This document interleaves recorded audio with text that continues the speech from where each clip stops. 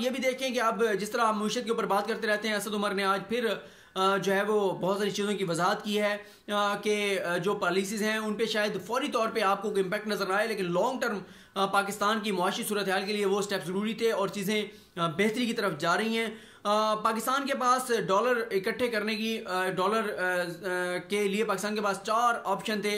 पहला यही है कि पाकिस्तान जो है वो पाकिस्तान में पाकिस्तान बरामदात के ज़रिए डॉलर कमाए। दूसरा यही था कि पाकिस्तान में इन्वेस्टमेंट आए। तीसरा था कि रेमिटेंस आए जो ओवरसीज पाकिस्तानी भेजते हैं। और चौथा ये है कि आप बोरो करें डॉलर। अब आपने पिछले ये 10-15 साल में इतने डॉलर बोरो कर लिए हैं कि अब पाकिस्तान के पास लिमिट ही खत्म हो गई है जो कि नहीं कर सकता। अब हुकूमत जो पॉलिसीज बना रही है, मुश्किल उनको ज़रूर पेश आ रही है, लेकिन पॉलिसीज यही बनाई जा रही है कि जो लॉन्ग टर्म हो।